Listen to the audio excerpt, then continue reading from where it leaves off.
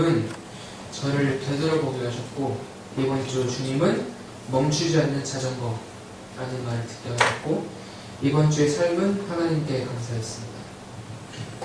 그 멈추지 않는 자전거라는 게 누구한테 들었냐면은 게임에서 들었어요, 사실은. 제가 한 게임에서 들었는데, 그 멈추지 않는 자전거라는 말을 듣고 제 삶에 한번 비교를 해봤어요. 그 자전거가 지지대가 세워지지 않고 멈춰있는 자전거는 옆으로 넘어지잖아요. 가지 않으니까. 근데 자전거가 만약에 가게 되면, 목사님이 많이 하시는 비유지만, 그 가는 목적이 있으니까 자전거가 앞으로 향해 갈 거 아니에요.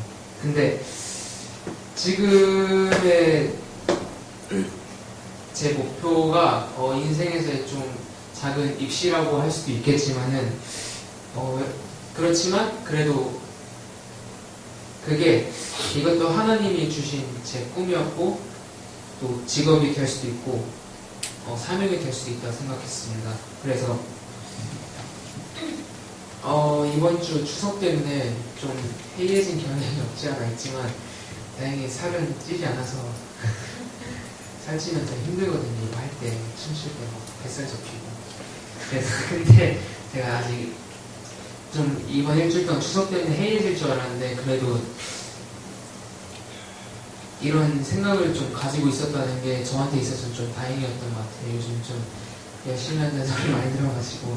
그래서 제가 이번 일주일 동안 좀 생각한 게 뭐냐면, 잠시 쉬면서 하는 게 아니라 제가 열심히 하는 것이 곧 하나님께 드리는 최고의 행동이 될 수도 있고, 또 하나님께 드리는 그 사명이라는 과정에 나아가는 저의 더욱더 좋은 행동이지 않을까 생각해가지고, 그래서 제가 하면서 얻은 것, 먹는 것, 그런 것들, 모든 것이 하나님께서 주신 것이다라고 생각하니까, 제가 계속 말하잖아요. 그 조승우 사람이 빠진 하나님 아니면 아무것도 아닙니다. 이 생각이 이번 주에는 제 마음속에 좀 깊이 많이 들어왔던 것 같아요. 진짜 물론 제가 열심히 해서 하는 것도 있지만, 하나님이 없었다면은 전 아무것도 아닌 존재이니까 더욱더 하나님께 낮아지는 존재로, 그리고 저를 더욱더 자만하는 것이 아니라 더욱더 낮아지는 자세로 임해야겠다고 생각하고 믿었던 일주일이어서 이번 일주일 동안 삶은 하나님께 감사했습니다라고 생각했습니다. 감사합니다. 주님은 은밀히 일하는 사람들을 보게 하셨고, 마땅히 해야 할 일을 당연하게 하라는 음성을 듣게 하셨고, 이번 주 사역은 묵묵하게입니다. 은밀히 일하는 사람들을 보게 하신 것은, 오늘 목사님 말씀을 들으면서도 그렇고, 그러니까 추석 때 은주가 생일이었었는데 생일 선물을 못 챙겨줘가지고 마음에 조금 그런 게 있었는데, 어제 민지한테 들으니까 민지가 가서 생일 선물 챙겨주고 보람이도 챙겨주고 다 이렇게 챙겨줬다고 하더라고요. 그러면 보면서 내가 하지 않더라도 이렇게 또 다른 사람들이 이렇게 챙겨주니까 그게 참 감사했고, 또 제가 그 목사님 말씀 들으면서 생각한 게, 제가 카페에서 있으면서 사람들이 계속 왔다 갔다 하면 이게 신경이 계속 쓰인단 말이에요. 자기네 집 주방에 누가 와서 자꾸 막 이것저것 만지면은 신경이 쓰이잖아요. 막 뭐 이렇게 지저분하게 하지 않더라도. 그러면서 좀 불평했던 게 있었는데, 그런 것들 생각하면서 불평하지 않고, 이게 계속 왔다 갔다 했었어요. 불평했다가 아니야, 그래 내가 마땅히 해야 될 일이야 라고 생각하면서 또 지저분한 거예요. 진짜 이러고 그랬었는데, 오늘 말씀을 들으면서 또 불평하지 않고 내가 당연하게 해야 될 일을 은밀하게 그냥 묵묵하게 해야 되겠다라는 생각을 하면서, 내가 이렇게 하는 것처럼 그러니까 나한테서 눈을 들어서 다른 사람들을 보니까 다른 사람들도 다 은밀하게, 내가 모르지만 다 각자의 자리에서 은밀하게 다 이렇게 일을 하고 있다라는 생각이 들었어요. 그러면서 감사하게 생각했고, 또 이번에 특세를 40일 하는데 걱정부터 먼저 들었어요. 40일 일주일 하는 것도 힘든데 그것도 1시간 하고 집에 가면 보통 잤었는데 이제 운동도 하고 그러면서 막 염려가 되고 걱정이 되고 막 계속 이런 기대보다는 이런 마음이 더 많이 들었었는데 그 순간에 하나님이 그런 마음을 주셨어요. 저희 성가대 할 때 성가대한테 악보를 주면은 먼저 덜컥 다들 염려를 해요. 그러면서 이거 너무 어렵다, 이거 너무 못하겠다, 이거 언제 하냐 막 이러면서 연습할 것들 막 생각하고 염려를 하는데 제가 그럴 때 왜 하다 보면은 쉽다, 왜 해보지도 않고 그런 말을 하냐, 왜 불편하냐 이렇게 얘기를 하는데 그게 이제 나한테 비춰져가지고 해보지도 않고 염려하고 진짜 하다 보면은 성가대도 곡 하다 보면은 어렵다고 처음에 생각했던 것들이 하다 보면은 쉬울 때도 있었고 하다 보면은 결국엔 어쨌든 주일날 다 하게 되잖아요. 근데 이거 새벽기도 그 제가 한 말에 비추어서 생각했을 때 하다 보면 다 하게 되고 또 제가 중학교 때 52일 새벽기도 중학교 때도 그렇게 했었는데 52일을 지금 왜 못한다고 생각하는지 그런 생각하면서 다 할 수 있다라고 생각하고 또 내가 자꾸 불편하고 안 될 거야 힘들 거라고 생각하지 않고 그런 생각조차 하지 않고 묵묵하게 뭐 일이든지 새벽기도든지 그렇게 해야겠다고 다짐했습니다. 이상입니다. 이번 주는 하나님이 사랑하는 사람을 보게 하셨고 전도해야 될 사람이라는 얘기 듣게 하셨고 감사합니다. 시골을 내려갔는데 할머니가 되게 기쁘게 달려와서 얘기하더라고요. 삼촌이 11조를 한다고. 간 날까지 삼촌이 별로 반응이 없었어요. 안 오더라고 저한테. 근데 삼촌이 이제 가기 전에 종이 한 장을 주시고 이제 꼭 11조 하라고 얘기했는데 그때 목사님이 되게 많이 생각이 났어요. 목사님 네, 우리 하나님 목사님 사랑하는구나라고 생각하겠고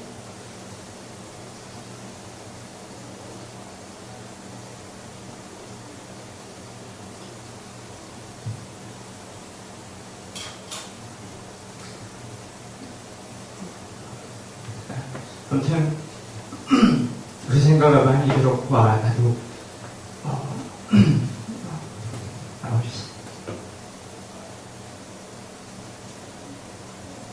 정강을 하면 울고 그래. 연기한다. 기도해야 이렇게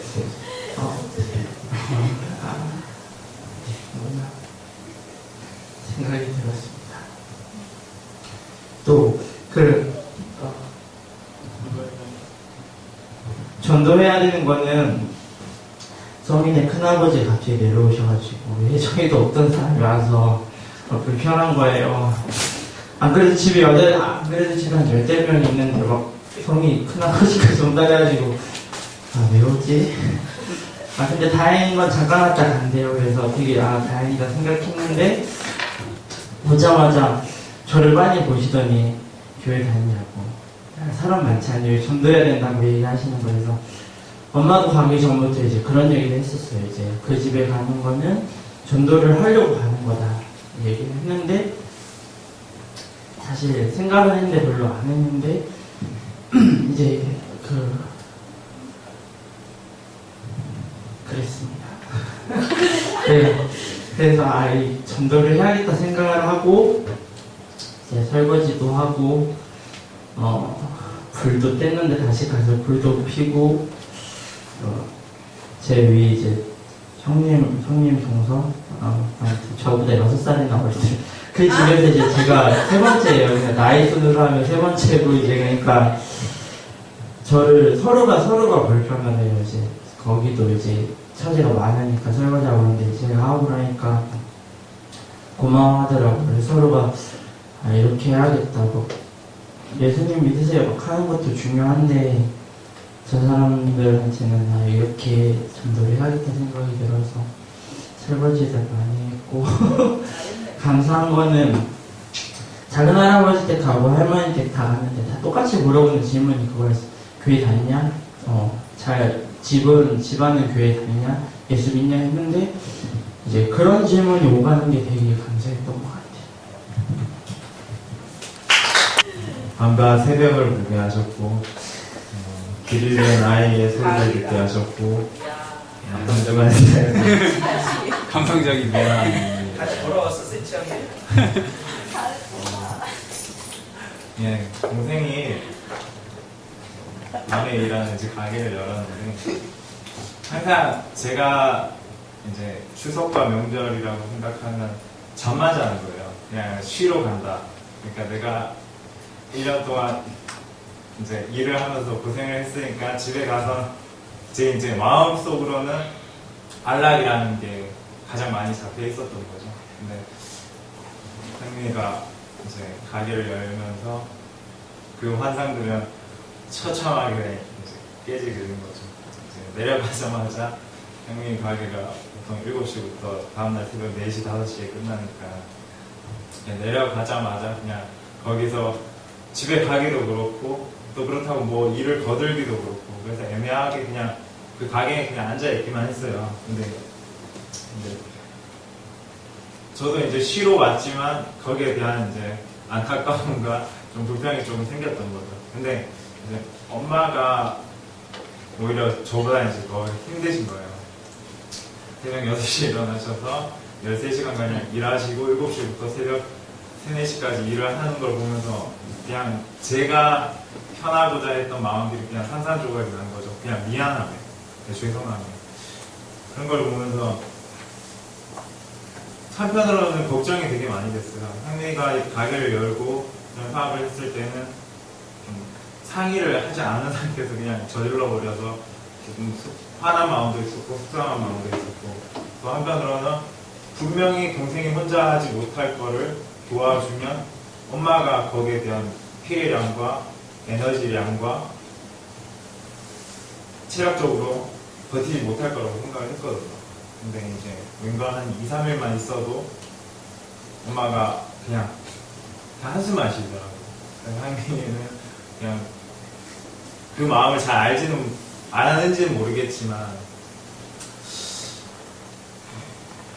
그냥 천하태평으로 자고 그냥 자기 일을 하고 근데 엄마는 아침에 일어나서 이렇게 마주보고 있으면 뭔가 되게 아련하고 어떻게 저도 해야 될지 모르겠어서 그냥 계속 그런 마음들이 들었어요. 뭐 친구들을 데려와서 가게 뭐 더 팔아주고 이런 걸 다 떠나서 그냥 오직 제 마음속에는 어떻게 이 무게들을 그냥 가족이 견뎌내고 나 스스로도 어떻게 견뎌내야 될지에 대한 고민들이 많았던 거죠.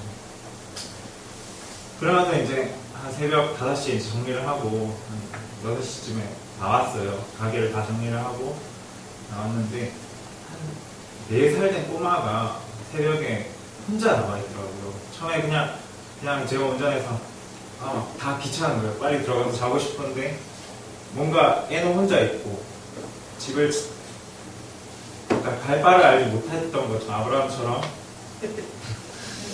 아이가 혼자서 되게 막 울고 있진 않았는데 되게 외롭게 있었어요. 그래서 차에서 다 내려가지고 너는 찾아줘야 된다.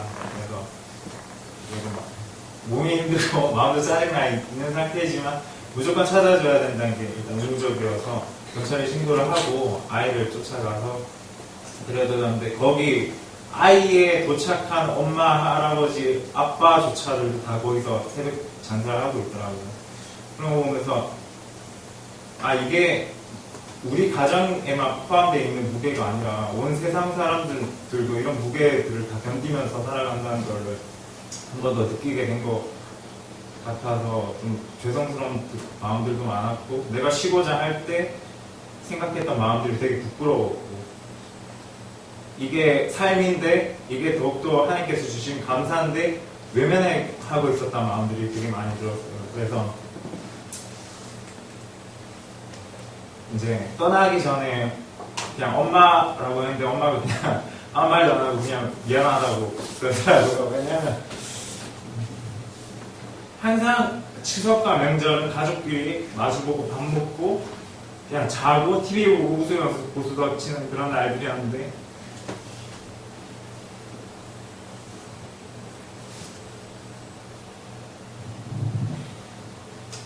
한번 못 챙겨준 게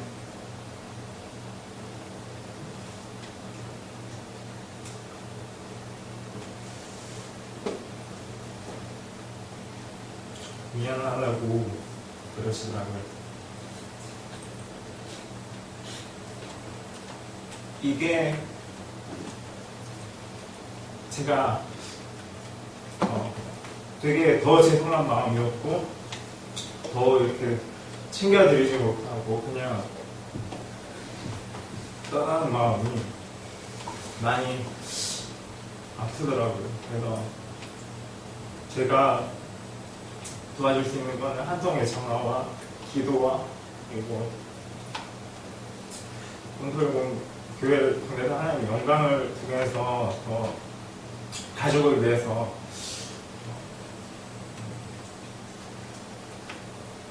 보답할 수 있는 그런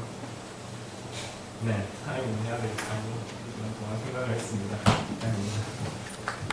저는 할아버지 할머니를 보게 하셨고 그리고 축복한다 사랑한다를 듣게 하셨고 이번 주 한 주는 여호와께 돌아가셨습니다. 뭐였냐면 그런 건 아니고 뭐 애들처럼 감동적인 스토리는 아니지만 그냥 할아버지 제가 저희 엄마 아빠도 별로 사이가 안 좋아요. 지금도 이제 따로 각방 살고 뚜소네처럼 전 세계는 위아더 월드니까 이런 아빠랑 엄마랑 이렇게 사이가 안 좋은데 제가 어릴 때부터 안 좋아서 그게 하도 아빠가 사고를 많이 쳐갖고 사이가 안 좋아서 어릴 때 초등학교 때부터 그걸 보고 자랐는데 제가 이번 주에 가서 이제 할아버지 할머니 모습을 보면서 이제 할머니가 치매로 오셨어요. 할머니가 치매가 오셨고 자꾸 저한테 이제 제 동생 이름이 주용이거든요.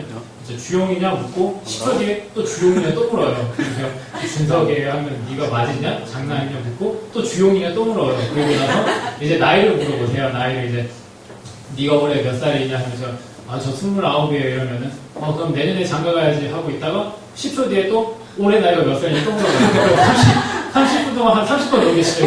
같은 얘기를 이렇게 반복을 했거든요. 근데 할아버지가 이제 나이가 이제 70이 넘으셨는데 할아버지가 할머니가 약간 정신이 안 좋으시니까 아무것도 할머니가 안 하세요. 가만히 앉아 계시는데 할아버지가 막 밥까지 다 해서 할아버지가 맨날 보고 계시고 일하실 때도 이렇게 경기 타고 할머니 뒤에 태우시고 막 데려다 주면서 막 할머니 엄청 챙기시거든요. 그런 거를 보면서 내가 이제 엄마 아빠를 보면서 좋은 걸 못 배웠지만 할아버지 할머니를 보면서 좋은 걸 또 배웠어요. 그리고 또 제가 감사했던 게 제가 예전에도 한번 말했었던 것 같은데 제가 그런 거를 이제 행복한 가정관에 대해서 잘 몰랐었는데 제가 진짜 감사했던 게 이제 목사님 사모님이 이제 행복해 보이잖아요. 제가 그걸 보면서 그래도 많이 이렇게 제가 나중에 제가 이제 나중에 어떻게 살아야 될지 그런 롤모델을 하나님께서 주신 것 같다는 생각이 많이 들어요.